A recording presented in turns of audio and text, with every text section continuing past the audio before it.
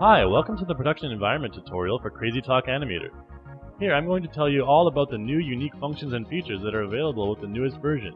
We'll start off with the UI. On the top panel you'll see your project, actor, animation, scene, SFX, and export tools. Right below that on the top toolbar are a number of functional tools such as transform and flip. On the top part of the left toolbar you'll find your actor creation and modification tools. Below that are your animation tools. The Content Manager is where you'll find all your actors, props, and animations once they are selected in the top panel. Scene Manager, you'll find a list of all the items that are present on your screen. Lastly, at the bottom you will find your timeline. This is the quintessential tool for animating your on-screen characters and props. These are the main tools you'll need to know in order to get started. The first one is the Actor button. Here you'll find everything you need to bring new characters into your animation. Simply click and drag any of the characters from the Content Manager to your screen. Crazy Talk Animator includes a number of default characters, but you can also save your own characters to the custom library. You can import different bodies and heads as well.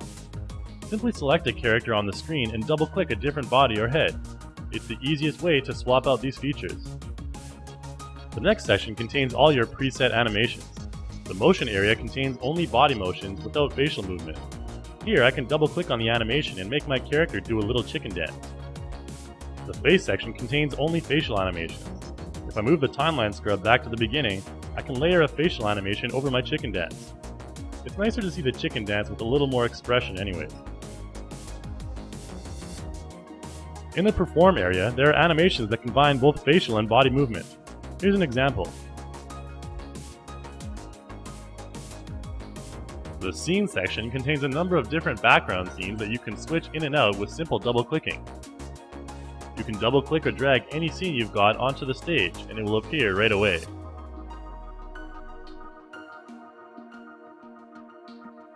There are also image layers that can be placed over top of the scenes for various effects. If you ever wanted to put a spotlight in a park, then you can do that here.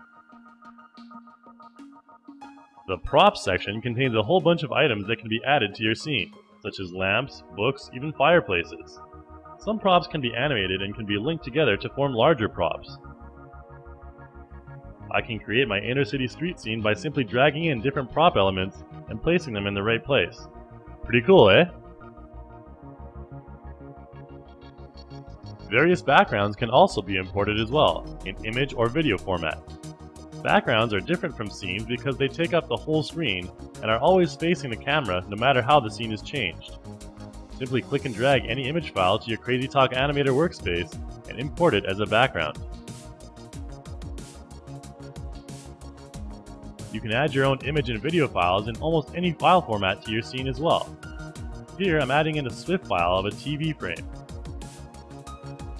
I'm then going to add in a motorcycle video as a prop, which means I can resize and attach it to other props, such as the TV frame. I'll just resize the video a little bit to create a TV that will play live video in my animation.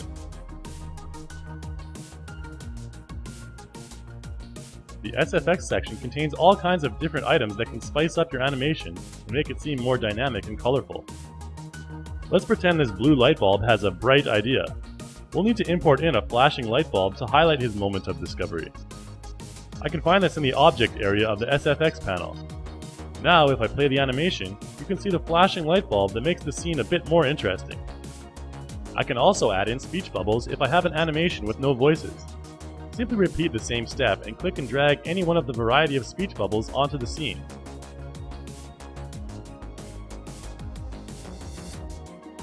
There is also a Composer mode that provides you with the ability to customize the details of any prop or actor on the screen. Simply take any character and replace the hair, shoes, or any other feature you can imagine. You can completely transform any character if you have the right material. After you finish, just update your character to the stage. The Character Composer is the first item on the left toolbar. Next down is the Actor Creator. This allows you to take any full body photo and turn it into a character for you to manipulate. Crazy Talk Animator also has the face creation ability from previous versions. Here you can create your own face and import it onto any character's body. The next two buttons down allow you to import any sort of media or sound into your animation. next function allows you to use a variety of sources such as text-to-speech or your own recorded voice to make your characters talk. In the bottom section of the left-hand toolbar are all the different types of animation options available. CrazyTalk Animator's comprehensive animation capabilities include sprite switching, body puppeteering, and key editing. On the top toolbar, you'll find some basic but useful animation tools. I'll use this scene of a slow motion run to demonstrate how to use them. One really important tool is the link tool. This allows you to link any on-screen object to another. I'll click and drag in the SFX first. Then, when my SFX is positioned properly, I'll select Link, then select my character's head. If I don't link the SFX, it will just remain in the same position. Now he looks a lot more tired. If you select 3D View on the top toolbar, you can see your whole scene from a unique angle. You can zoom in, pan, and rotate to look at how far apart your objects are on the Z-plane. You can also move any object along any axis by simply using the arrows. In regular view, I can also move my objects along the Z-axis by using the Z-depth arrow, located near the bottom of any selected object. If I move that back and forth, my character will move closer and further away on the scene. In this scene, I'll demonstrate the Duplicate tool.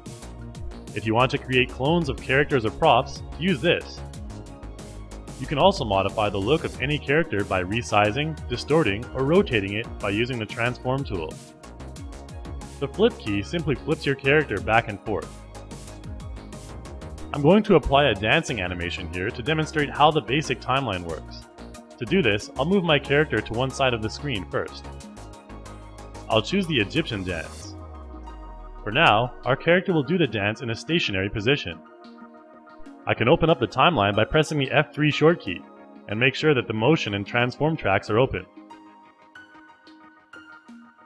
If I move the time scrub forward, then change the position of my character to the other side, it will create another keyframe in the timeline to mark the previous position. There are a wide variety of tools and customizable options in the timeline.